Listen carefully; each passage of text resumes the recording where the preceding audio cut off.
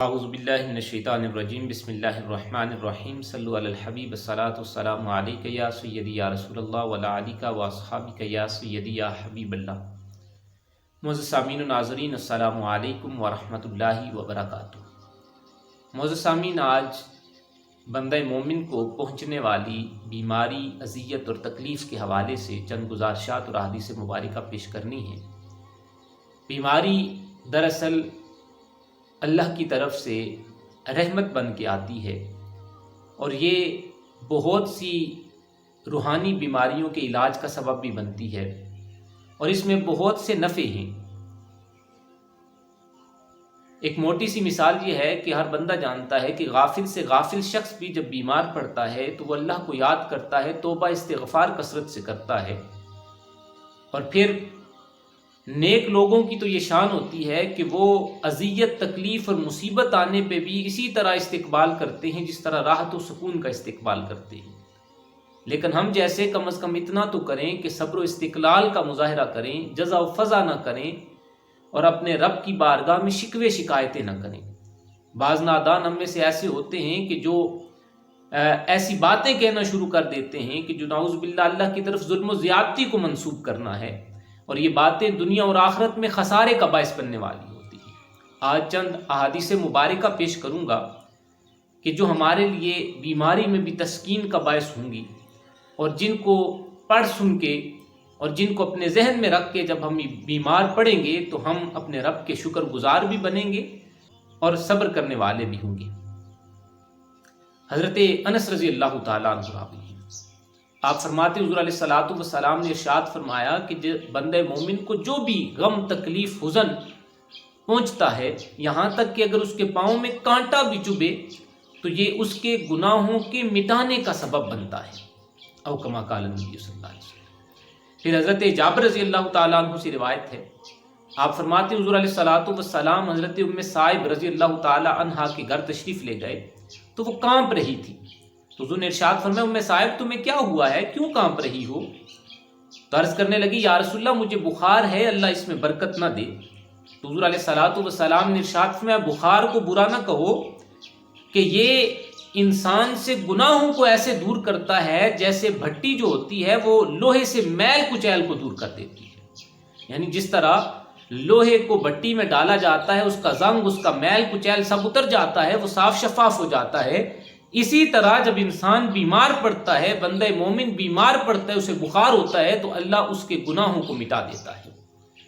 پھر حضور علیہ الصلوۃ والسلام نے ارشاد فرمایا، حضرت انس راوی ہیں کہ حضور نے ارشاد فرمایا، اللہ فرماتا ہے جب میں اپنے کسی بندے کی آنکھیں لے لوں اور پھر وہ اس پہ صبر کرے، جزع و فضا نہ کرے، گلے شکوے نہ کرے، شکوے شکایتیں نہ کرے، بلکہ صبر کرے، میری رضا میں راضی ہو جائے تو اس کے بدلے میں اسے جنت دوں گا۔ پھر حضرت انس رضی اللہ تعالیٰ عنہ راوی ہیں، آپ فرماتے حضور نے ارشاد فرمایا، جب بندہ مومن کو کسی بلائے بدن میں، یعنی بدن کی کسی مصیبت میں مبتلا کیا جاتا ہے، وہ بیمار پڑتا ہے، اسے کوئی زخم آ جاتا ہے، اور اس کی وجہ سے اس کے معاملات زندگی میں فرق آتا ہے، وہ کچھ عبادات کر رہا ہوتا ہے، نوافل کا بندوبست کر رہا ہوتا ہے، روزہ رکھنے کا بندوبست کر رہا ہوتا ہے، تلاوت کلام الہی کا بندوبست کر رہا ہوتا ہے، لیکن اس بیماری کی وجہ سے، اس بلائے بدن اور مصیبت کی وجہ سے وہ کام کرنے سے عاری ہو جاتا ہے، اس میں غفلت ہونا شروع ہو جاتی ہے، تو اللہ رب العالمین ملائکہ سے فرماتا ہے، اس کے وہ اعمال جو یہ بیماری سے پہلے کیا کرتا تھا وہ لکھتے رہو، اور پھر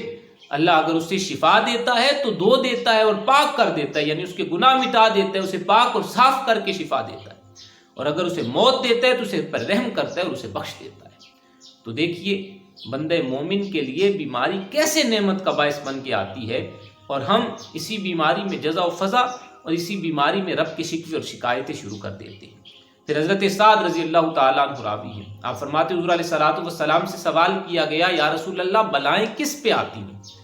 فرمایا سب سے سخت بلائیں جو ہیں وہ انبیاء پہ آتی ہیں، سب سے سخت مصیبتیں انبیاء پہ آتی ہیں، پھر جو بہتر ہے اس پہ آتی ہیں، پھر جو بہتر ہے اس پہ آتی ہیں، اور جو بندہ دین میں جتنا قوی ہوتا ہے اسے اتنا ہی آزمایا جاتا ہے، اور جو جتنا ضعیف ہوتا ہے اس کے ساتھ اتنا ہی آسانی کا معاملہ کیا جاتا ہے۔ اور پھر حضرت انس رضی اللہ تعالیٰ عنہ راوی ہیں، آپ فرماتے حضور علیہ الصلوۃ والسلام نے ارشاد فرمایا، اللہ جب بندے سے خیر کا ارادہ فرماتا ہے تو اسے دنیا میں سزا دیتا ہے۔ اللہ بندے سے خیر کا ارادہ فرماتا ہے تو اسے دنیا میں سزا دیتا ہے، اسے دنیا میں اس کے گناہوں کی پکڑ بیماری کی صورت میں، تکالیف کی صورت میں، مال و جان میں خسارے کی صورت میں ہوتی ہے۔ اور جب شر کا ارادہ فرماتا ہے، بندے کو سزا دینے کا ارادہ فرماتا ہے، تو گناہوں کا بدلہ نہیں دیا جاتا، دنیا میں وہ جو کچھ مرضی کرتا رہے اسے نہیں پکڑا جاتا، اور قیامت کے دن اسے پورا پورا بدلہ دیا جائے گا۔ اللہ پاک محفوظ فرمائے اس بدلے سے، گناہوں کی اس بدلے سے جو قیامت کے دن دیا جائے گا۔ پھر حضرت جابر رضی اللہ تعالیٰ عنہ آپ فرماتے حضور علیہ السلام نے ارشاد فرمایا، جب قیامت کے دن اہل بلا کو ثواب دیا جائے گا، وہ لوگ جنہیں دنیا میں مصیبت پہنچی، تکلیف پہنچی، رنج پہنچا، جب انہیں قیامت کے دن ثواب دیا جائے گا تو وہ لوگ جو عافیت میں رہے ہیں، جنہیں کوئی غم اور تکلیف نہیں پہنچا ہے، وہ خواہش کریں گے کاش دنیا میں ہماری کھال جو ہے وہ کینچیوں سے کاٹی جاتی، یعنی اتنا اجر و ثواب قیامت کے دن مصیبت پہنچنے والے کو دیا جائے گا۔ پھر حضرت ابو ہریرہ رضی اللہ تعالیٰ عنہ راوی ہیں، آپ فرماتے حضور علیہ السلام نے ارشاد فرمایا، مسلمان مرد و عورت کے جان و مال اور اولاد میں بلائیں آتی رہتی ہیں، یہاں تک کہ وہ اللہ کے پاس اس حال میں ملتا ہے کہ اس پر کچھ خطا نہیں ہوتی، یعنی یہ بلائیں، یہ مصیبتیں اس کے لیے ان تمام خطاؤں کے جڑ جانے کا سبب بنتی ہیں، اس کے لیے ان تمام خطاؤں کے ختم ہو جانے کا سبب بنتی ہیں، اور اس کے لیے اللہ کی بارگاہ میں ایسے جاتا ہے جیسے وہ گناہوں سے بالکل پاک اور صاف ہے۔ اور پھر حضرت شداد بن اوس رضی اللہ تعالیٰ عنہ راوی ہیں، آپ فرماتے حضور علیہ السلام نے ارشاد فرمایا، اللہ فرماتا ہے جب میں بندہ مومن کو بلا میں ڈالوں، مصیبت میں ڈالوں، پھر اس میں میری حمد کرے، میری تعریف کرے، میرا شکر ادا کرے اور الحمدللہ کے کلمات کہتا رہے، تو کیا ہوتا ہے؟ فرمایا وہ اپنی خواب گاہ سے اٹھتا ہے تو گناہوں سے پاک ہو کر اٹھے گا جیسے وہ ابھی اپنی ماں سے پیدا ہوا ہے۔ اور اللہ تبارک و تعالیٰ فرماتا ہے میں اپنے بندے کو مقید اور مبتلا کیا، اس کے لیے عمل ویسے ہی جاری رکھوں، یعنی کہ وہ جو اس بیماری کی وجہ سے اس کے اعمال کا سلسلہ منقطع ہوا ہے تو وہ نیک اعمال بھی اس کے نامہ اعمال میں لکھے جاتے رہتے ہیں، اور اللہ اسے بیماری سے ایسے شفا یاب کر کے اٹھاتا ہے جیسے ابھی ماں کے پیٹ سے پیدا ہوا ہے، ابھی وہ پیدا ہوا ہے، اس پہ کوئی گناہ نہیں ہوتا۔ تو اللہ کی بارگاہ میں دعا ہے اللہ ہمیں بیماریوں میں صبر و شکر کی توفیق عطا فرمائے، اور ہر حال میں اپنی رضا میں راضی رہنے کی توفیق عطا فرمائے۔ السلام علیکم ورحمۃ اللہ وبرکاتہ۔